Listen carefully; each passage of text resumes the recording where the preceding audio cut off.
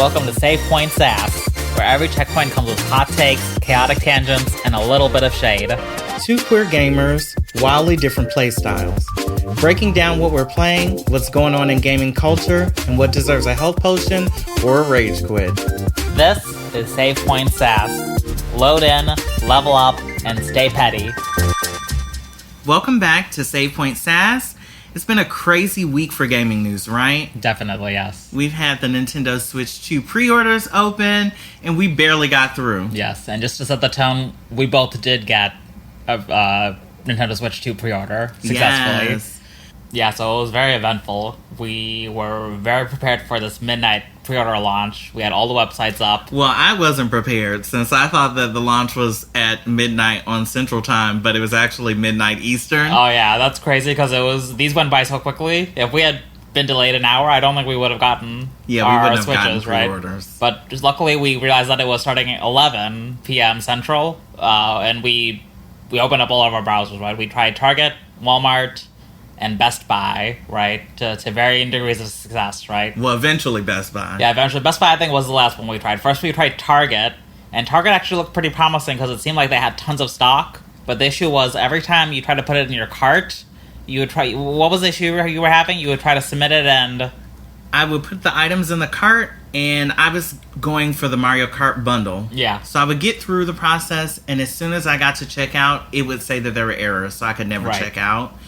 And, you know, I was online feverishly refreshing, looking on all different websites to see if people were having the same experience, and everybody was basically saying they couldn't get through. And in fact, it probably was good because later it was seen that people whose orders went through on Target, some of those were being canceled. Yeah. So not only were they out of a Switch, they're out of the money they put for the... At least for temporary, right? For the it's pre-order. going to take a couple days for the money to come back. Yeah. So that's why I was saying online, I was stuck in the checkout page of the website, and online people were saying like, oh, I finally got through, and I was starting to get kind of upset. Yeah. But then literally like 1 minute later, like after hundreds of people said that they got through and they got their pre-orders, they started to say that their orders were getting canceled. And it was like a whole debauchery because, you know, 10 minutes after that, some people came back to say, well, I got a confirmation email. So they didn't know if they actually had a pre-order or if it was actually canceled. So I think that kind of scared us. And so we moved on to Walmart. Right. I think I started on Walmart in my phone first. And I got in the line and it was just like, well, you're in line. You can continue to shop. You can just keep the app open, and we'll let you know when it's your time to purchase. Honestly, it looked kind of fancy. It did. And there were no hiccups. There was no error codes. There was no lag. It seemed, you know, just like a normal buying experience. No, definitely. But we didn't get any success, and it never took us out of the queue. Yeah, right? I think we were waiting for at least an hour, maybe, in that queue. Yes. And nothing ever changed, right? I had no idea if it was actually working or if it was just placebo effect. Yeah. Whether they actually did have any switches or not. Yeah. Right? We were waiting that whole first hour on Target, on Walmart's site, on our phones, on our computers, and we hadn't gotten anything basically at that point. And I was almost ready to give up. I was online on forums. Yeah, I was falling asleep. Yeah, you were ready to call it a night. I don't stay up that late. Right? So this is way past my bedtime. And then the last one was Best Buy, right? And we were both trying to figure out what's happening with Best Buy. It was supposed to start at 11. The pre-orders didn't seem like it was happening. We were thinking maybe it's going to start at 12, right? And then I'm like, okay, well, let me just take a 20-minute nap, and then I'll wake up at 12 o'clock, right? But you're scouring the interwebs, you're figuring out what's constantly happening. refreshing. Right. And then what had happened? Well, I was ready to give up too. I had closed out of Target. I had closed out of Walmart. And I was refreshing like Best Buy Switch page, the special page that they had put up for the pre-orders. And I was refreshing it and nothing was appearing. And it was after 12. And so I think it was maybe like 12:07. And I was literally about to just close my computer. But I was like, let me refresh one more time. And I refreshed. And I remember seeing just this one line of text from somebody posting online in a forum saying, BB is live. Yeah. And I immediately grabbed my phone and I was like, They're saying Best Buy is up. They're finally doing the pre-orders. Like, you really had the immediate intel. Yeah, I was so happy to see that message. I was so grateful that I didn't close my laptop in that moment. And then I got on my phone and I immediately got in line. And, you know, their process actually was very smooth too. It was akin to Walmart's. You got in a line. There wasn't really any lag, at least when I got in. There wasn't any lag. And it basically gave you a message while you waited that said, you know, when it comes time for you to continue further into the pre-order process, they were going to authenticate you. So they're trying to keep bots out by authenticating you first, and then you would make the purchase. And so I think maybe I waited maybe 10 minutes. Yeah. And then it authenticated me and made me log in. And then I got through and I got my pre-order for the Mario Kart bundle. And, you know, we were both ecstatic. We couldn't believe it. We were about to give up. And I got through really quick. So, right. You know. I mean, I think we both were pretty lucky because then immediately later, like 10, 15 minutes later, you're hearing stories of people waiting in the queue for hours and still not getting in. Well, you had to wait a while. I had to wait a little bit longer. I was worried that you might be the only one with the Switch. Yeah. And then I would have to beg politely to use your Switch. But you got into the Best Buy line like maybe 2 minutes after me, like literally minutes after. Yeah, oh yeah. So I got into the line 1 or 2 minutes after you, but it took me an hour to get to the actual Switch page, more than you. Yeah, but so you ended up getting a bundle too. I ended up getting in the Mario Kart bundle. I'm excited. I'm excited that I saved $30. But yeah, I think that was our Switch 2 buying experience. I'm glad that it's done. I'm excited to pick it up day of. That was a big thing. Oh, this was the huge. Yeah, of delivery versus pickup, right? Yeah. That we completely skipped that, right? Of all these Target, Walmart, even Nintendo themselves would only offer shipping, right? And not even day of launch. So Target and Walmart were saying that, you know, they would ship and it would get there for launch day. But then after all the tech issues, I noticed that the dates changed from day of to the next week. Yeah. And so, yeah, we were really lucky. We got the Best Buy pre-order, and it's for in-store pickup. So yes. On launch day, so June 5th, we will be rolling up to Best Buy to pick up our Switches. Or whenever they open. I'm sure there's going to be a ton of people. And honestly, speaking of crowds, another huge crowd pleaser, all these games that have been dropped this week. One in particular, the shadow-dropped Oblivion game. I think both of us were pretty surprised that it was released as part of the Direct. We knew if the Direct was happening, but no one really knew that they were going to release the game right after. What did you think of that release cycle? Well, I think that there had been rumors that we were getting a remake of Oblivion or something Elder Scrolls related for a long time. And I think the Direct was like, as they even said in the Direct, in the Direct after party or after live cast, that it was the worst kept secret in gaming. Everybody knew the Direct was coming. Everybody knew that there was going to be something that Bethesda was going to be teasing, releasing soon. So when they announced at the end of the presentation that it would be available basically instantly, I think it was kind of a mic drop moment, but one that most people expected. You think people expected it? I do. Well, if people didn't expect it, definitely a lot of people online seemed like they already knew that it was coming. So it did drop. People began playing the game. We've seen a lot of assessments about the gameplay, the changes from the original. Where do you stand on whether this is a good game to buy? So for me, it's kind of a bittersweet situation. I was there playing games. I was a gamer back then when Oblivion came out. Me and my cousin got it one year, and we just played every way that you could imagine, making all the custom spells, doing all of the Dark Brotherhood quests, you know, going and talking to everybody in the Imperial City, making fun of the faces which is customary. Yeah, they're really. I mean, these faces are wild in the remake. There's like well, they were wild in the original. No, I mean, in fact, everybody used to always say like Oblivion had the ugliest faces, character models in gaming. Yeah, like that was the big thing. I think I remember back even when they did reporting on G4 about Oblivion, they had a blurb about the faces. Like even during that time when it came out, people were like, "Wow, these characters look very interesting." But no, I have a lot of love for this game. I think it's one of those games that really formed the foundation for me as becoming a RPG gamer. It was one of the first RPGs that I ever played that had an extensive open world, that had extensive character build out, you know, where you could create custom spells, etc., etc. You could design your own character.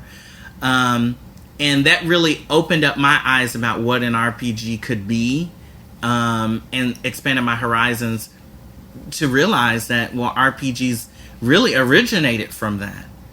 It originated from tabletop, where you roll your character and design your character and come up with their own backstory. You truly role-play. So I'm very fond of this game. But I know Bethesda. I've bought almost every Bethesda game since Oblivion. Multiple editions, multiple consoles, and I was skeptical about performance. I think when we discussed it, when it was announced that it would be coming out right after the Direct, you know, one of the things was, okay, well, how is this game going to be? And I think one of my first remarks was, well, the footage looked amazing, but I'd be worried about if they fundamentally change how the game works. Because there's the term that we all have, Bethesda jank. And no matter how beautiful the games get, they always iterate on the same engine, the creation engine. And the creation engine has issues. So I was skeptical, and I think that skepticism was borne out, as we see in the coverage of the game and in, you know, user impressions of the game after it has released. You know, I have not played personally. You have not played personally because we were hesitant to spend money on this product that, you know, might have significant issues. But yeah, the skepticism has been validated, as others are saying that, well, it runs poorly. Part of that is because of the new technology. It is using a lot of cutting edge technology to render the world. There have been a lot of changes, high quality assets, etc., etc. But underneath that is the problem, which is the creation engine, which is janky, which has bugs. And if you look at some reviews, bugs that were in the latest, I guess, remastered version that was released for Xbox Series X, the bugs are actually not from that version. They're from a previous build of the game. So, you know, I'm really excited about the game. Eventually, I'm sure will become a Bethesda showcase. I have a lot of love for that world. Closing the Daedric gates, and then finally, you know, closing out that storyline. I have a lot of love for that world, that story. And I look forward to them addressing the issues. But we all know Bethesda's jank. We all know that, you know, when they release a game, they put it out as is, and they usually rely on the modding community to step in, right, and fix the issues for them. So, right. I mean, for everything you're saying, I think there is a little bit of love in this remake, right? There was this news article of they gave free keys for the new game to all these modders in the community, and then also some of these you mentioned the jank, right? Some of it maybe some meta jank, right? You saw some. Well, of the, I think they didn't have bugs in the past being maintained in the well, present. As people have coined it. It is an extremely faithful re-release of the game. So faithful that lots of the problems in, you know, its previous iterations are extant in this version. But it's like, I think the key point is that some of these are intended. They wanted to have the bugs back in the game. Like the recordings of the audio. Yeah, some of the expressions of the faces, right? Things that might have been considered bugs. Yeah, there's a memification that they're playing on. Yeah, I get that. But there are some more fundamental things that they have not updated, and some things that they've changed. One of the biggest complaints is that, Oblivion was a very colorful world, and they've now changed the color grading, changed the aesthetic so that the world is now more drab. So I think there's something going on there, and, them giving out the free keys to modders is the least that they could do. Because honestly, Bethesda probably has taken heavy inspiration from the modders' mods and incorporated those into the game. Yeah. So I feel like it's paying back to the community that has basically, one, kept this game alive for so long by constantly releasing mods, constantly updating things, keeping it current, and two, by providing direct inspiration for Bethesda to make improvements on their game. So I feel like they had to do that, or there was going to be a huge, huge, huge community uproar against this remake. But, I'm excited, like I said, in the long run to play it. We just have to wait and see how good it's going to get. It does look stunning, but, the janky gameplay is something, now that we have Skyrim, now that we have Elder Scrolls Online, that's not something that I think I'm willing to take, and most other players are willing to take anymore.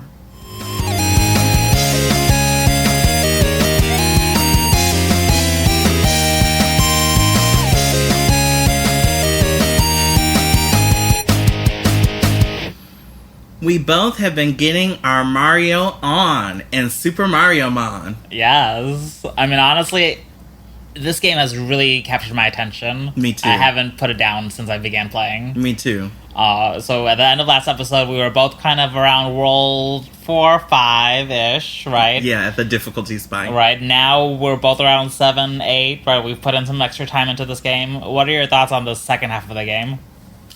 I am in love with this game. And I was already in love with it in the first 4 worlds. I think everything that we've seen after that has really shown the competency of the developers and their ability to truly reach out into the Mario universe and also reach out into the fandom discussion and incorporate that onto the engine that they're building upon. And we've seen some surprising things in these later worlds. So I'm really head over heels with this game. And I've been pleasantly surprised by literally everything since World 4. What about you? No, yeah, definitely. You can tell that a lot of time and care has gotten into the game. These are people who are clearly Nintendo fans, clearly Mario fans.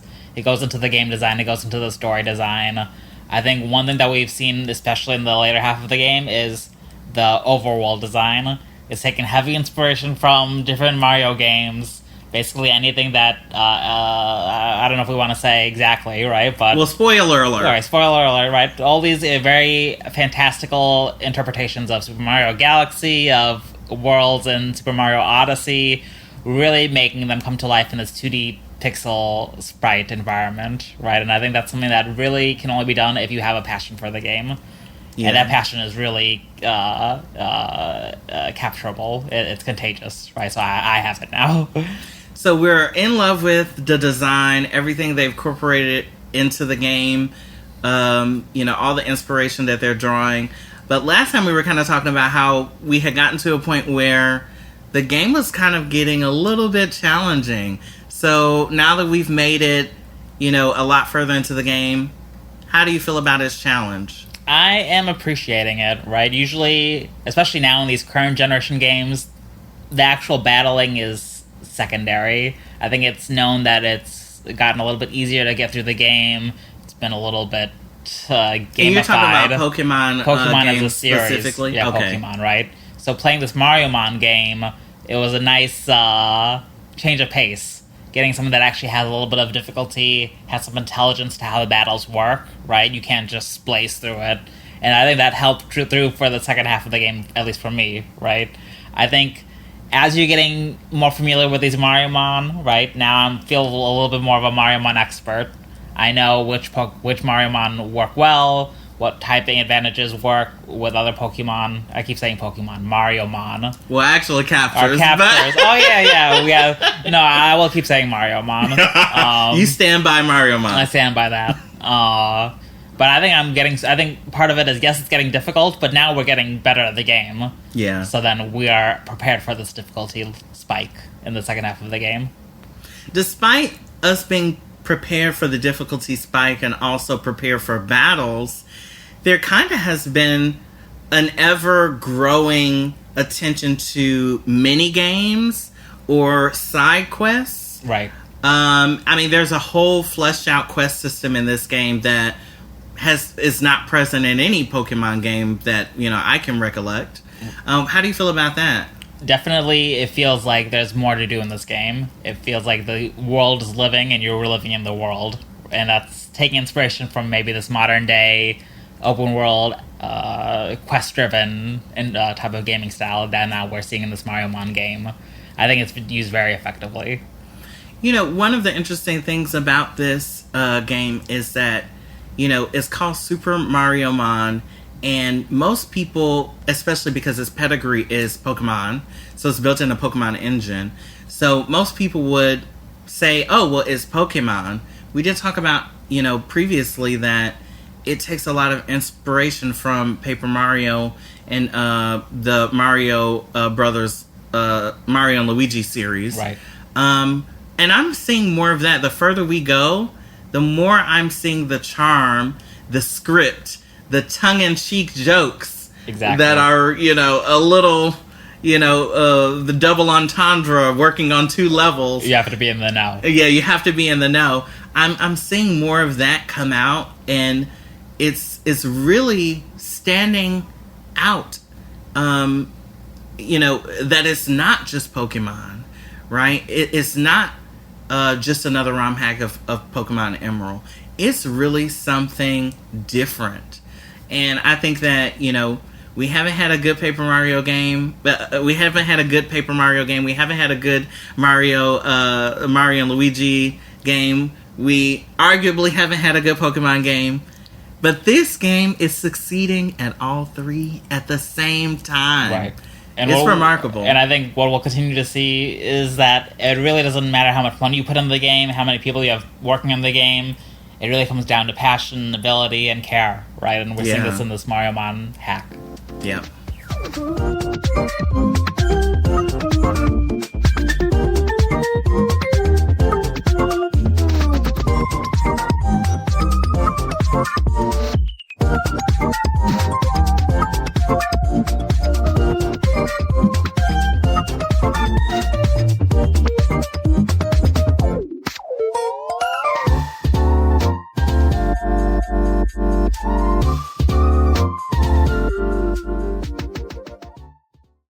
So another game that's been on our radar, South of Midnight. Yep. Brand new game, released in April. You've been playing it quite a bit so far. You had a great assessment of it. It's been very high on your list of quality games.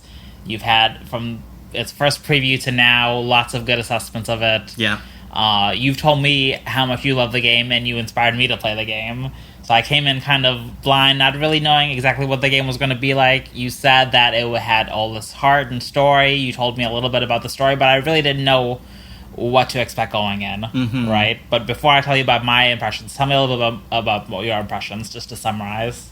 Well, I think maybe last year at Video Game Awards, or maybe at Summer Game Fest, there was a trailer. And in the context of the entire ceremony, the trailer kind of stuck out because it was kind of slower, it was kind of funky, like it had like a certain vibe to it that didn't fit an award show filled with trailers of like super high-tech futuristic shooters. So it was on my radar back then, but I really didn't know much about it until this year, or maybe late last year, December. And there was like kind of a couple more articles that talked about it, and I was like, okay, this kind of sounds like my type of game. It's in a setting we haven't seen before.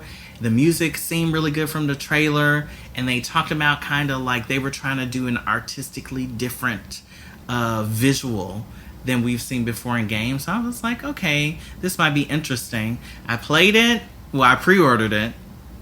Waited. Finally came out and I played it, and I loved the game. And like you said, I told you, I was like, wow, this game is a really special experience from my point of view. And it was artfully crafted, but I was a little worried because of the main character and kind of some of the reception that I had seen online, and there was a scandal. So I was like, check it out if you feel like it. Right, and honestly, I'm glad that you did, because there's so much heart and care that's put into the story. As you're seeing, it seems like as more and more people are playing the game, we're seeing a higher and higher reception for the game as people are getting further and further into the story, really understanding what the game is about. And I think that was my same impression, right? I started the game, you really get to see what the world is around you, right? And it's very direct in your face. What is being experienced, what was experienced in the past, what's experienced in the present, how everything affects everything else, right? I think how everything is interconnected. The very strong sense of community, very strong sense of how do you use community to get through pain and obstacles. And really, I think what was captured on my end is this narrative element, right? I think that's the strongest component of the game. Really being able to see how they delivered the story in a way that felt like you were a part of the story, you had physical action as part of the story, and seeing how your actions affected others in the game. Definitely something that affected me and made me want to keep playing the game. I mean, you saw me, I played for like 6 hours straight, which is very unusual for me. I don't usually binge games like that. So yeah, usually you're like 2 hours and you're like, I gotta take a break. Yeah, so this game definitely caught my attention. What would you say so far? I mean, you finished the game, right? I still have a little bit of ways to go, right? What would you say was the most impactful part of the game for you? Well, unfortunately, I am not able to talk about it because I haven't finished the game. Yeah, so maybe we'll save it for the next for when I finish the game. Yeah, right? maybe we'll talk about it in the future. But I will say that there are some parts of the game that really touched me in a way that I did not know games could do anymore. Right. When I was younger, I'm a big RPG person, so RPGs are all about trying to touch the soul of the player, trying to show them something so cathartic that it changes who they are or changes the level of suspension of disbelief that they have in playing the product. So I think that since probably my early teens, this is the first time that a game has so strongly affected me, like on an emotional level. And so I look forward to you getting into that part of the game and experiencing it. And for anyone who's listening, I think that, the art is amazing, the music is amazing, the narrative is amazing, the gameplay is fun. And, like Shawn said, as more people play the game, it's getting more acclaim. And I recommend it wholeheartedly. And from what you've played so far, I would also recommend it, yes. I think definitely it's something that everyone should experience. Another game everyone should experience is Clair Obscur Expedition 33. Oh my goodness. This game has really lived up to the hype. I remember when the reveal trailer came out and everyone was so surprised about this game. And to learn about the studio of only 30 people, a brand new studio nobody had heard of. And the trailer looks so impressive. And there were a lot of doubts whether the studio or the game could live up to the hype. But I've been playing the game probably about 12 hours in, and it is blowing my mind. So much so that I suggested that you buy it. Yes. And I did. And what's your opinion of it? And I agree. It is so beautiful. Honestly, I don't know how they did it with only 30 developers. I mean, just like MarioMon, it seems like just the power of passion comes through with the game, right? Yeah. If you know what you're doing, if you know what you want to do, if you have a vision, it can work wonders. And I think that's what we're seeing here. There was a vision, and they executed it perfectly. Yes. And it's interesting that you mentioned Super MarioMon, because this game is similar to that game in that these developers love Final Fantasy. They love The Lost Odyssey. They love all the great, large Star Ocean, big RPGs of the previous era. Yeah. And they've taken everything from those games, and they've taken stuff like battle mechanics from Persona, and even some action game mechanics, and they've taken everything together, and they've put their spin on it. And that's very similar to Super MarioMon, where they've just taken all these inspirations across all genres, across all properties, and they've like kind of made this new uncharted territory, unique experience, like fusion the game. But you know, one of the other things that's standing out is the story. I mean, not just, you know, the gameplay, not just, you know, its influences, but it's doing some really interesting story that is like esoteric. I'm really far, so I don't want to give any spoilers, but what do you think about the story so far? I mean, the very basic premise of the story with this paintress and this idea of almost like this Hunger Games-esque culling of people. Right? Yeah. It is very philosophically sinister. Yeah, and all this put together, it seems like it's really capturing people's attention. We're seeing all this data around the number of sales, right? I believe already it sold 1 million copies. Which is wild. Right, and what do you think that says to this industry? Are people looking at this game and saying, are they getting a little nervous, or what do you think? I don't know about nervous yet. I think definitely people are seeing this game, and also another game, the big game of last year, the big surprise RPG of last year, Metaphor Refantasio. A game that Metaphor Refantasio almost did not even get made. It almost didn't even come out. Yeah. And so that game, coupled with this game, I think sends a strong signal that we're in a new era of RPG. And that game sold a lot of copies. This game is selling a lot of copies. And I think the fans are eating. The fans are eating. They're happy. And, you know, they're having a good time. Now, what that means for Square Enix, the OG RPG developer who has been king for literally 30 years. Yeah, I think they're scared. Yeah. I think, and if they aren't scared... And they should be. And they should be, honestly. You know, the sales of Final Fantasy XVI apparently were not astronomical, and there were rumors earlier this year that it only sold about 2.5 million copies, right? According to an analyst's reading of certain reporting, internal reporting. So, I would be scared if my latest game in a franchise that used to sell 10 to 20 million units, you know, the latest entry only sold 2.5 million units, and the new franchise is selling 1 million in 3 days. Yeah, I'd be paying attention.